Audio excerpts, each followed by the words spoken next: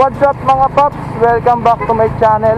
At ayun na nga, J Motovlog na tayo ngayon, which is SYM Motovlog PH tayo before. May pagbabago lang ng konti kasi uuna ko na sa YouTube. Yung gamit kasi natin na picture ng ating channel ay may logo ni SYM, so baka maka-copyright tayo, no? Kaya inuna ako na sa YouTube. Pinalitan ko na rin yung pangalan para sigurado. So hindi na tayo SYM Motovlog PH ngayon, J Motovlog na tayo mga paps. Pero wag kayong mag-alala mga paps, kasi yung channel natin is more on motovlogging pa rin, tutorials at mga tips and ideas na pwede mong i-share, gaya na nakita nyo dun sa intro ng ating vlog. So yun mga paps, ito nga pala yung gagawin natin ngayon, or ito yung content natin ngayon. XRM switch assembly installation sa aking motor. So by the way mga paps, nakabit ko na pala to dito sa motor ko. Ang gagawin ko lang ay i-refresh ko lang at ipapakita ko sa inyo kung paano ko siya ginawa sa madaling paraan or sa paraang hindi kayo mahihirapan. Kasi tingnan nyo sa dami ng wires na to, talagang mahirap ikabit to, lalo na pag hindi pa kayo sanay. Pero kung panonoorin nyo tong video na to, matututo kayo kung paano ang technique sa pagkabit ng switch assembly ng XRM sa SYM or sa iba pang motor na gusto magkabit nito, no? So ito siya, ayan, pang XRM yan. So ang gagawin nyo muna bago nyo ikabit, syempre ilang wires to eh, so mahirap mag-trace dyan kung alin yung para sa busina, signal light, sa headlight switch at high and low. So ang gagawin nyo, bubuksan nyo muna siya. So meron yung takip dito. Ito yan. Dito yan. Naka-screw lang siya dyan. Naka-screw siya dyan. Tatanggalin nyo lang. Pag natanggal nyo, ito yung laman nya. Ayan ang laman nya. Ayan. No. So ito yung sa busina, switch ng horn, signal light. So bubuksan nyo to at ito para masilip nyo kung alin yung kulay nung wire nung yung horn switch at nung signal light switch. So since kanina nagawa ko na siya, binuksan ko lang to, yung tornilyo na yan, tsaka ito. So ito na siya, nilagyan ko siya ng label. Ayan. So ito yung para sa horn. Medyo ano lang, medyo malabo. Pero horn. Ayan, horn yan. Horn. Yung black at yung light blue. And then yung signal light, itong tatlo. Ayan. Signal. Tatlo yan. And then, ganun din sa switch ng headlight switch at high and low. Sa high and low mga paps, white and blue lang yung iti-trace ninyo. Okay? So hindi niyo napapansinin tong red na yellow green na to, kasi ito nakakonect to dun sa headlight switch. Kumbaga ito kasing high and low switch at headlight switch, magkakonekta yan, no? Ayun, kaya hindi niyo napapansinin yan. Yung white at blue na lang. So since ito siya high and low, yung ito siya mga paps. Ayan. Blue and white. High and low. And then yung headlight naman, ito, yellow and brown. So ito yung natitira. So hindi ko na siya nilagyan ng label kasi understood na yun, since sila naman yung natitira eh. Ayan. Yellow and brown. So itong green, hindi ko sure kung saan to, kung para saan to, pero try natin mamaya testingin kung anong function itong green na to. So dalawang beses na kasi ako nag-convert ng XRM switch assembly sa SYM na motor, sa RB12. So ngayon ko lang malalaman kung ano yung function nito, mamaya titingnan natin. So ito na ngayon mga paps, yung ayan yung mga wires ng stock natin And then, dito nga pala nakakabit yung stock natin na switch assembly. So, tinanggal ko na siya. Kaya ito na siya ngayon. Ayan. Itong tatandaan nyo pa. Make sure na hindi magkakadikit yung mga wire. So, since ngayon naka-off naman yung susi ko, kaya okay lang na magkadikit. Pero pag naka-on yung susi nyo, huwag nyong pagdidikit-dikitin yan. Kasi once na merong positive negative na mag-connect yan, mag-i-spark yan. Pwedeng masunog yung motor nyo. Ayan. Ganyan dapat siya. So kung pwede, lagyan nyo lahat ng electrical tape. Lagyan yung electrical tape lahat. Para secured. Para sure talaga. So yan, umpisahan na natin. So ito na yung ating switch assembly. Ito yung wire nya. So pag magpuputol nga pala kayo ng stock, dun sa stock, putulin nyo dun sa wire bago to. Ito. Huwag kayong puputol dito sa kasi once na magtatanggal kayo, kailangan nyo pang tanggalin. Hindi nyo magagamit tong socket. No? So huwag kayo sa socket. Huwag kayo sa lagpas ng socket magpuputol. So dito lang. So yung kabit na natin. So una, ang kakabit natin ay yung pinakamadali. Syempre, walang iba kundi yung busina. So busina kasi dalawa lang ang wire niyan. Ayan, dalawa. So although sa iba dalawa lang din ang wire, pero busina talaga yung pinaka mas madaling ikabit, no? So yun yung horn, ito yung una natin ikakabit. Tanggalin ko na to. Nga pala mga paps. Ito yung stock, no. Kung mapapansin nyo, halos magkakapareho lang din sila ng kulay, no? Kaya hindi na rin kayo malilito dyan. O possible meron lang dyan ibang kulay, pero same lang din ang function dito. Kumbaga sila yung magkarugtong. Para malaman nyo kung paano gagamitan nyo yan ng test light. So ito, kailangan natin tong test light para mamaya, no? So yun. So umpisa na natin. Okay, yung busina. So ito yung horn. Ayan. Ang kulay ng wire dun sa pang XRM ay sky blue and black. So hanapin natin dito yung sky blue and black. So ayun. So mapapansin nyo, merong sky blue and black dyan. Itong dalawa, no? So ang gagawin natin ngayon, kukunin natin yan. So since nakuha mo na sila, dito mo na ngayon gagawin yung gagamit tayo ng test light.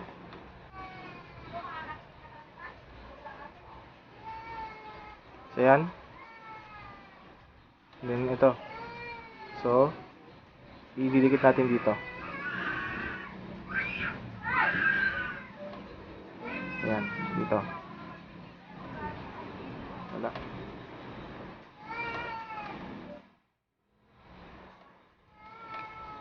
Medyo na kasi yung wire eh.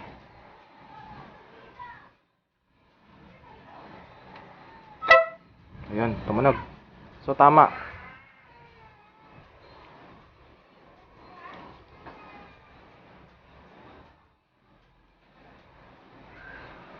So tama na. Itong light blue, ano ba to? Sky blue or light blue at black, sila yung sa busina. So since na-trace na natin sila, ilalagay na natin to.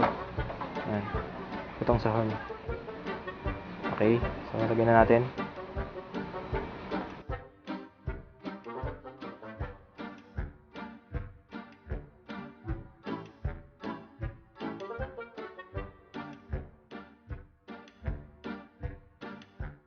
So yan, okay na yung sa ating horn.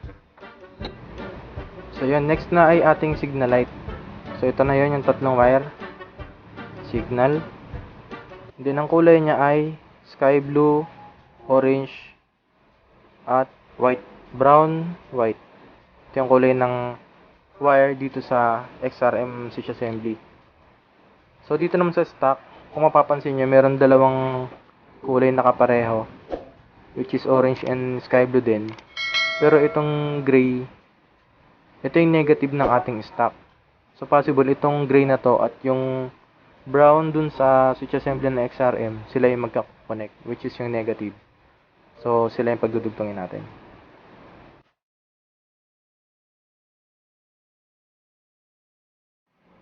So, yan, orange, orange.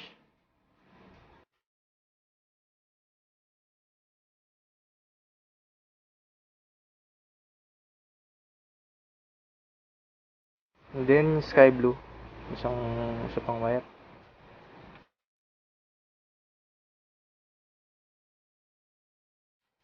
So, yun, okay na. Ang gagawin natin, testingin natin. Ganun ulit, social distancing ng mga wire. Make sure walang magkakadikit. So, ayan, testingin natin. Ayun, ilaw. Left. Left. And left. Ilaw. Then right. Yung ilaw din. Ayan. May reflection dun. Ginabot yung camera natin. So yun, okay na. Okay na yung signal light. Or signal switch. Signal light switch. So yun. Ilan na yung wire na nakabit natin? Off muna natin susi. Bali 5 wire na. So ang natitira na lang ay ayan. 6 na wire. Which is yung sa ating high and low headlight and itong dalawang green na to na hindi ko alam yung function. Mamaya malalaman natin. Gaya na sabi ko kanina. So next, uunahin natin mga paps yung high and low. Kasi kung titingnan nyo dun sa stock natin, yung stock na switch assembly ng RB1 to SYM, wala dito yung switch ng headlight. Andun sa may right, no? Yung sa may kasama ng starter switch. Starter, yung push start natin. So kasama yun dun. So ito kasi yung headlight switch yan. Headlight switch yan ng pang XRM. So kaya unahin natin yung high and low. Sabit ko na.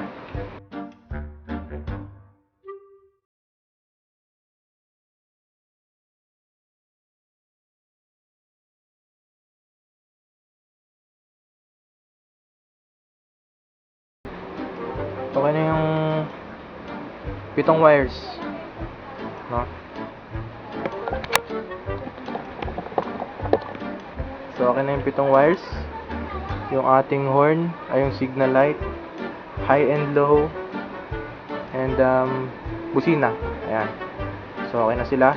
Ang titira na lang ay yung ating yellow wire at yung brown. So dito may brown wire na dito. Itong brown wire na to mga paps ay ito yung sa taillight nyo, sa ilaw ng taillight, no? So ihuhuli na natin to para malaman nyo mamaya. And then itong dilaw sa headlight, no? So saan natin ikakabit to since wala naman dito yung switch na yung wire nung ating ng stock, no? Which is nandun sa kabila. So kung panonoodin nyo yung video na to, meron akong tinutukoy dyan na yellow wire dito. So kung paano mag battery operated ng headlight. So meron dyang yellow wire dito sa isang socket. Ayan, may yellow wire dyan. Ito yung minodify natin, di ba? So itong wire na to papuntahin doon sa dating switch assembly sa may kanan, no? So ang gagawin natin, dito na tayo kukuha ng connection. Hindi na tayo doon kukuha since mahaba ang pupuntahan nyo. Wag na lang, balatan nyo na lang to and then dito kayo ayan, may balat na yan. Babalatan nyo siya and dyan kayo kukonect, no? So yun, babalatan nyo. Kasi yung nasa dulo nito sa kabila, putulin nyo na lang and then lagyan nyo na lang ng tape para hindi na siya magagamit or basta mabasa man siya, hindi siya mag-grounded. So lalagyan nyo ng tape and then dito na kayo connect.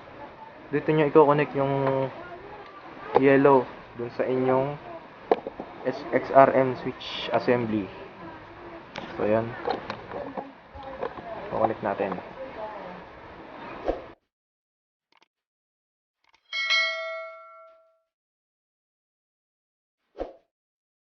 So yun, okay na yung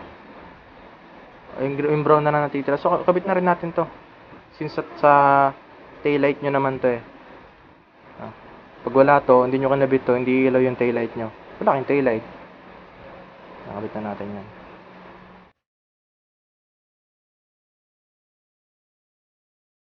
So yun, okay na yung lahat. So ito na yung titira, yung green. So dito naman tayo sa right side ng ating switch mga paps, no, which is yung ating push start or yung starter switch natin. Ayan, push start yan. Dito sa right side na to, right part ng switch assembly, ito lang yung pindutan na meron. So wala siyang switch dito ng headlight. Ibig sabihin ang wire nito is dalawa lang, no? So ang wire na yon ay, since dalawa lang siya, wait lang, babaklasin ko lang. So yun, nabaklas ko na siya mga paps. Ito na siya ngayon. Ayan. Ang kulay ng wire niya ay yellow, red at green, no? So yun, ang dalawang wire lang, madali lang to. At dito naman sa stock natin, ayan, yellow, red, green, yellow, pink at brown, no? So itong pink at brown na to, walang function yan, so wag nyo nang papansinin yan. Focus na lang kayo dito sa tatlo. Ayan. So ito, yung pink at brown, wag na nang pansinin to kasi walang connection yan. Focus kayo sa tatlo, which is yung yellow, red, solid yellow at green, no? So itong yellow na to, ito yung tinutukoy ko kanina na papunta dun sa stock switch assembly ng SYM na RB12 na nandito yung switch ng ilaw. So since wala yan, hindi nyo na magagamit yan. So yan yung karugtong nung pinagdugtungan natin dun. So yan, titape natin to since di na natin siya gagamitin, no? So natitira na lang ay yung dalawa, which is ito na yung sa starter. So dito nyo na ngayon ikakabit itong wire na to. So same lang naman din sila, ayan, white, green at yellow, red, no? Diyan nyo sila ikakabit, no? So diyan nyo sila ikakabit at okay na yun. So pwede nyo nang testingin.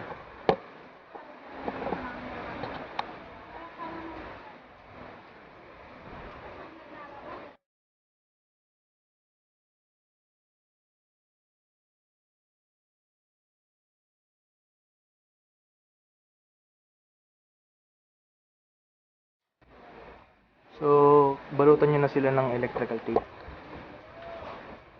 So, huwag yung kakalimutan mag-ayos ng wirings kapag, ng wires, kapag nag-wiring kayo. Palaging may balat ng electrical tape lahat para iwas shortage at iwas sunog ng motor.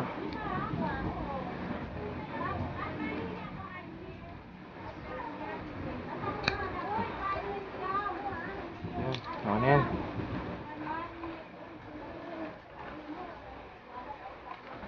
So balik tayo dito mga paps sa kaliwa dahil dun sa dalawang green na natitira dito. So aalamin natin kung para saan to or may function ba to or may supply ba tong dalawa. So gagamitan natin sila ng test light. Ayan. So titingnan natin kung iilaw siya. Kung yung susi. Wala.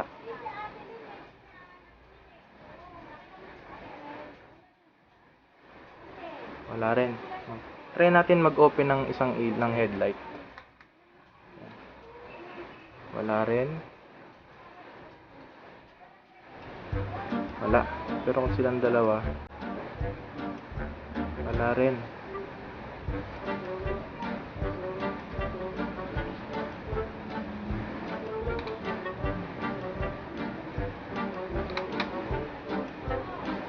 So yun, wala talaga silang function, na. So pwede nyo na lang silang pagsamahin, tapos lagyan nyo ng tape para sigurado pa rin kayo. Ayan. Tupiin nyo na ganyan, tapos lagyan ng tape.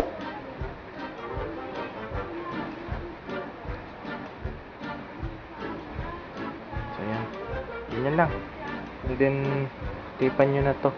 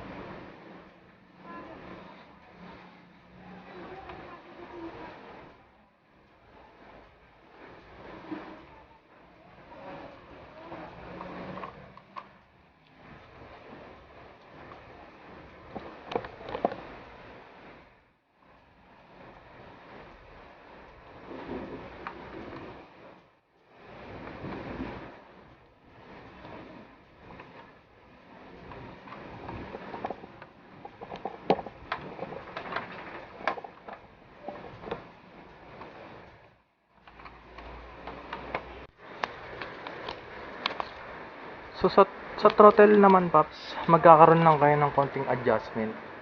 Kasi since pang XRM na yung inyong switch assembly, so pwede pa naman yung stock, kaya lang ganito gagawin nyo. Ayan. Yung tornilyo dito, papalitan nyo ng mas mahaba. Mga dos, mga ganyan. Mga dos. At ito, ayan yan. Ayan. Yung lock ng inyong throttle cable, dito nyo ipapasok. Papasok dun. No? So, dito kasi yan. And then, pababa. At dito nyo siya isasama. Ayan. Ganyan lang ng lock. So, secured na yan. So, kahit di na kayo magpalit ng throttle cable, stock pa rin na throttle cable yung gamit ko, mga paps.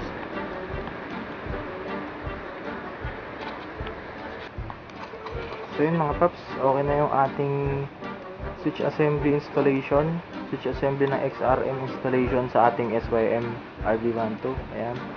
So ngayon testing natin sila kung okay ba lahat. So start natin dito sa yung mandar. So next, signal light, left, right, kusina, okay, headlight,